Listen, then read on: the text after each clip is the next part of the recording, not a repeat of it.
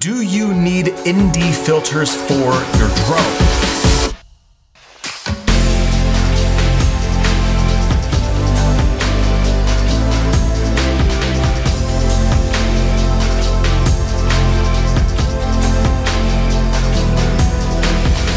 One of the most common accessories that most people get as soon as they get a drone is a set of ND filters. And I actually was out with a buddy who got a set for his drone, and he was asking me why all of his photos are blurry. That's because he was using the ND filters improperly. So in this video, what I want to go through is the question of, do you actually need ND filters when you're out flying? And what do ND filters actually do for those of you who are beginners and don't know the concept behind a neutral density filter? So first, let's answer the question of why my friend's photos were blurry. Well, when you use an ND filter, it's basically like putting sunglasses on your camera. And the reason that you would use an ND filter is to bring down your exposure so that you don't have to boost your shutter speed. And the reason that we'd want to bring down our shutter speed is to introduce motion blur into our footage. So motion blur is basically the blurring that happens when there's something moving in your frame.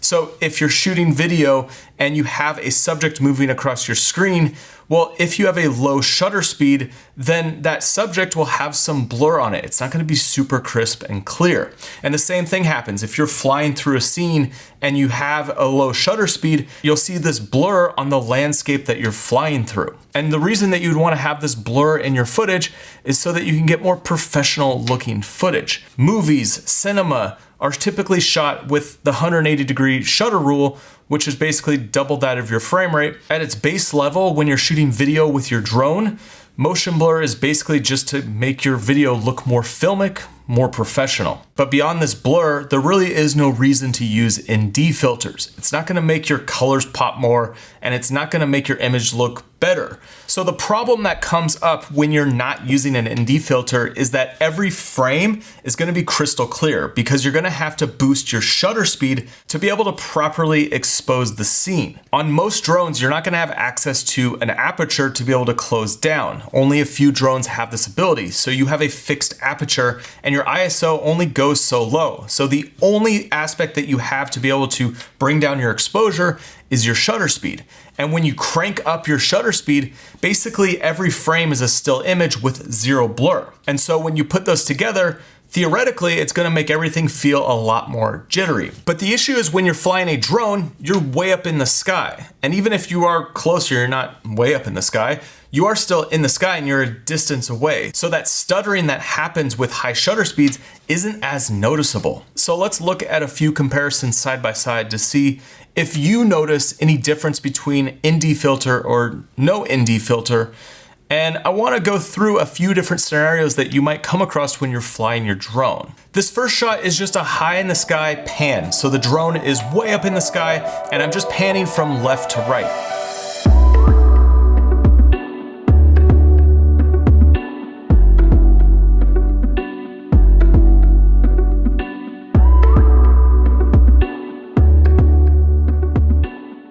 Now, when I watch this footage back on my phone, I don't notice any difference between the two shots. I don't notice any stuttering. And then when I put it on my laptop or my big screen here, I still don't notice any stuttering. Slow shutter speed isn't really gonna make a huge difference, at least from these examples. This is way up in the sky. So the next sample is flying a little bit closer to the ground and just moving the drone through space.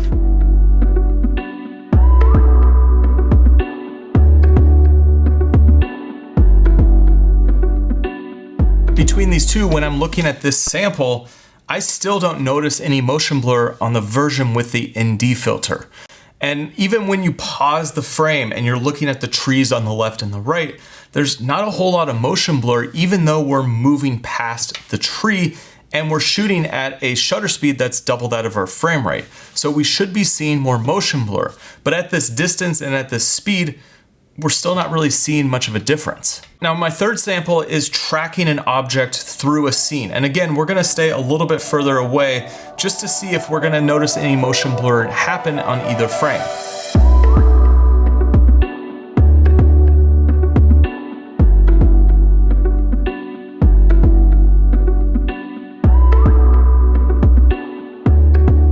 And even even this sample, when you're following a subject and things are passing in front of camera, there's not a whole lot of motion blur. And when you zoom in on these trees in the foreground, there might be a slight blur happening, but it's still pretty clear. So it matches up with the footage that doesn't have an ND filter on it. Now the next sample, let's get close to our subject and let's move the drone faster.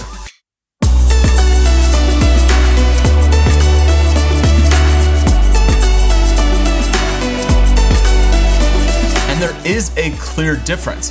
With the ND filter on, you see all of the ground has this blurring happen and nothing is crystal clear. And your subject is going to be more clear because we're tracking that subject.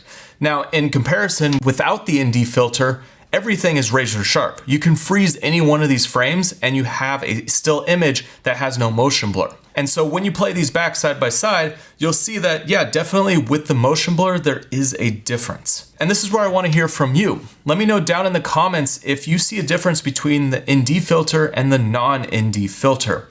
I'm just going to play these side by side one more time, and I'm going to put them both up on screen for you so you can see how the footage looks with an ND filter and without. And I want you to let me know if you're seeing any major differences.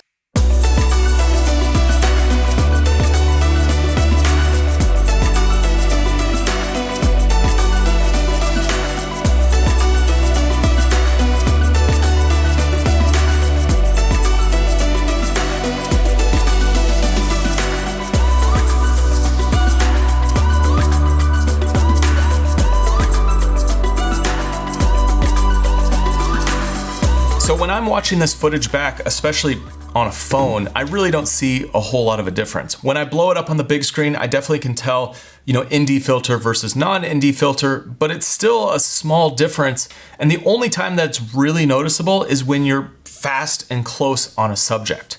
And there's been plenty of situations where I have not had ND filters for a drone and the footage works fine, especially when it's put in the context of a story.